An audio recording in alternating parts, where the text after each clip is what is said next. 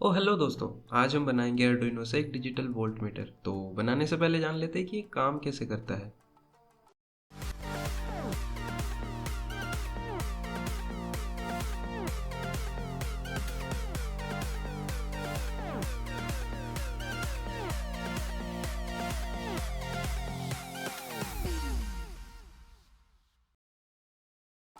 Volt meter से हम potential difference measure करते हैं, या फिर सीधा सीधा बताऊं तो वोल्टेज मेजर करते हैं। और ये वोल्ट मीटर दो टाइप के होते हैं, पहला है एनालॉग वोल्ट मीटर और दूसरा है डिजिटल वोल्ट मीटर।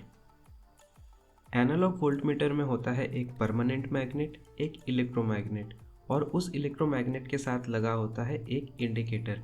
तो जैसे ही हम इलेक्ट्रोमैग्नेट को एनर्जाइज करते हैं तो परमानेंट मैग्नेट का मैग्नेटिक फील्ड इलेक्ट्रोमैग्नेट को रिपेल कर देता है, और इलेक्ट्रोमैग्नेट के साथ जो इंडिकेटर होता है वो डिफ्लेक्ट हो जाता है। अब जितना ज़्यादा इनपुट वोल्टेज उतना ज़्यादा डिफ्लेक्शन, और ऐसे ही डिफ्लेक्शन को देख के हम वोल्टेज मेजर कर सकते हैं।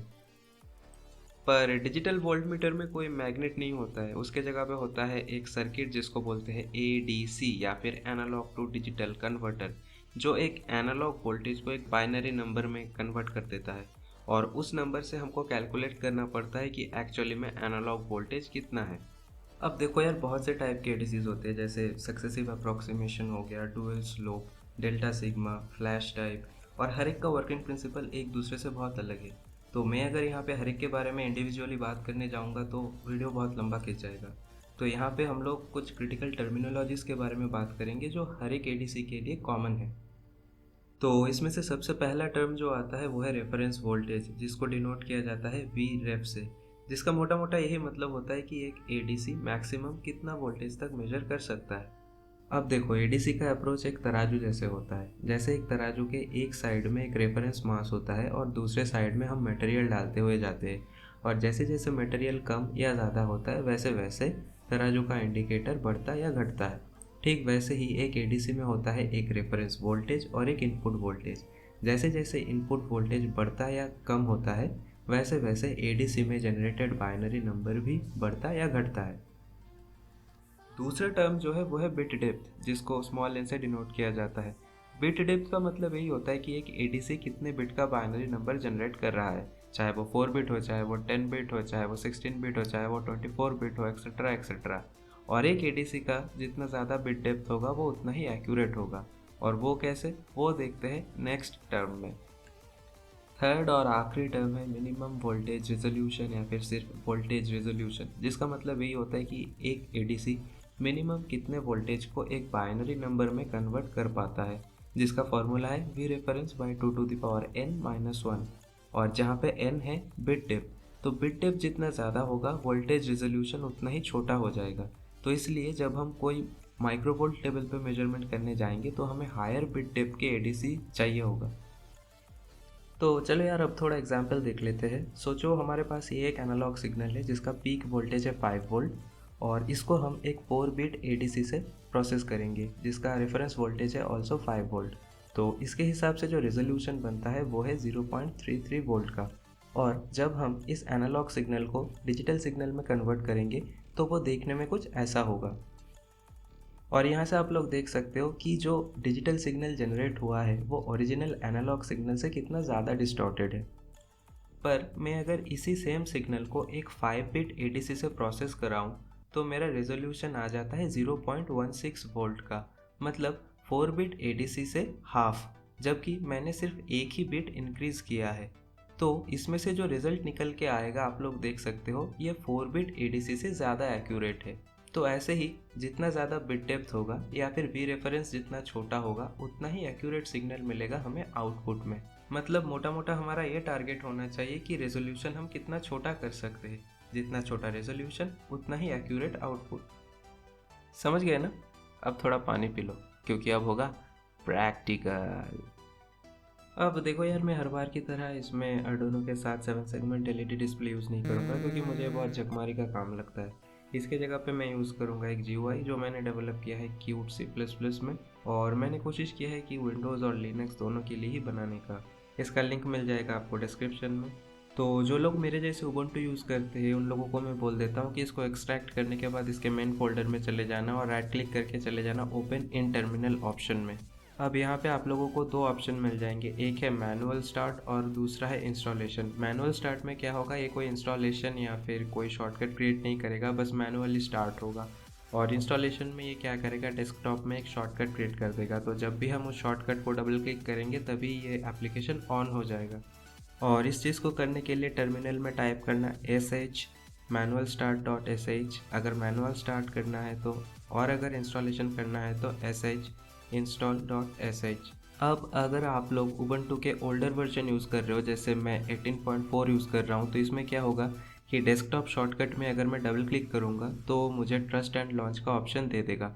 पर उबंटू के न्यूअर वर्जन में ऐसा नहीं है। उबंटू के न्यूअर वर्जन में आप लोगों को इस डेस्कटॉप आइकन के ऊपर राइट क्लिक करके एलो लॉन्चिंग करना पड़ेगा, तभी जाके ये लॉन्च हो पाएगा।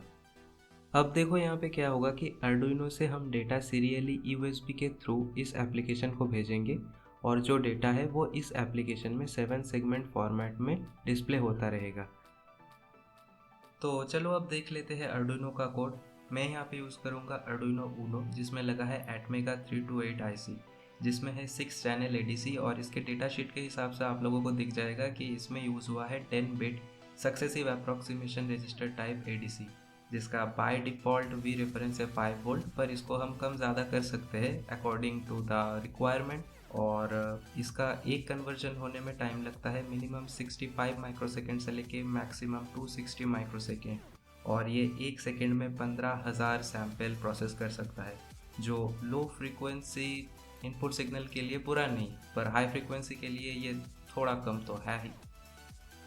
तो अब देख लेते हैं इसका अर्डुइनो कोड। तो सबसे पहले हमें करना पड़ेगा सीरियल कम्युनिकेशन को इनिशियलाइज, जिसके लिए सीरियल डॉट बिगिन और बॉड रेट में रख रहा हूँ अभी के लिए 9600। और क्योंकि मैं A0 पिन से इनपुट रीड करूँगा तो पिन मोड A0 इनपुट। अब आते हैं वर्ड लूप में। वर्ड लूप में मैं क्या करूँगा, int value is equals to analog read A0 serial dot println value, और डिले दे दूँगा मैं यहाँ पे 100 मिलीसेकेंड का।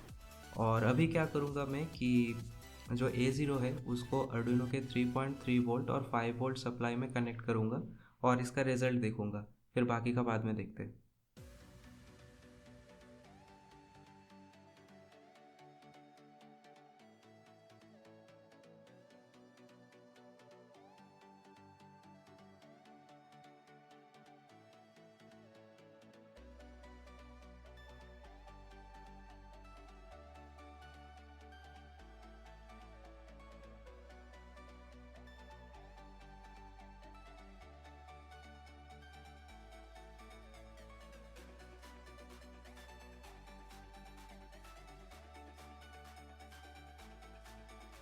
तो देखो यहाँ से पता चल रहा है कि अगर मैं डायरेक्टली एनालॉग रीड करके उसी को सीरियल प्रिंट करा दूँ तो मुझे जो मिल रहा है वो है एडीसी का रॉ बाइनरी काउंट या फिर बाइनरी डिजिट।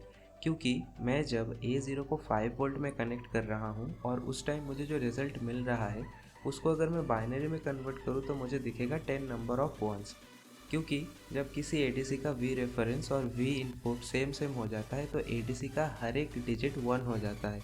तो इसके हिसाब से देखा जाए तो हमारा एडीसी सही काम कर रहा है, पर हम इसको ऐसे यूज़ नहीं कर सकते हैं। हमें डिजिटल काउंट नहीं, हमें एक्चुअल एनालॉग वोल्टेज चाहिए। तो इसके लिए हमें इस डिजिटल काउंट को एनालॉग वोल्टेज में कन्वर्ट करना पड़ेगा। तो उसके लिए फॉर्मूला है V analog is equals to V reference into digital count divided by 2n-1। और यहाँ पे हमारा बिट डेप्थ है 10, तो इसके हिसाब से देखा जाए तो 2n-1 का वैल्यू आ जाएगा 1023। तो अब मैं क्या करूँगा, एक पोटेंशियोमीटर लूँगा और उसको मैं A0 में कनेक्ट करूँगा और रात को 12 बजे बकचोदी करूँगा। अब देखो यार, मेरा तो मन था कि मैं ये दिखाऊं कि इस वाले मल्टीमीटर में क्या क्या खूबियां हैं और क्या क्या कमियां हैं, और उसमें से कुछ कुछ कमियों को कैसे शॉर्ट आउट किया जाए। पर ये वीडियो इतना लंबा खिंच गया है और इस वीडियो को बनाते बनाते मैं खुद इतना पक चुका हूँ कि मैं इधर स्टॉप कर रहा हूँ। तो अगर जानना है कि इसमें क्या क्या कमियाँ हैं और उसको कैसे शॉर्ट आउट किया जाए तो कमेंट सेक्शन में बताना। अगर ज़्यादा से ज़्यादा लोगों ने इंटरेस्ट लिया तो मैं नेक्स्ट वीडियो में बता दूंगा, नहीं तो नहीं। और हाँ, लाइक शेयर और सब्सक्राइब कर देना यार, बोलते बोलते थक गया मैं, कोई करता ही नहीं है। तो मिलते हैं नेक्स्ट वीडियो में, और तब तक के लिए बाय।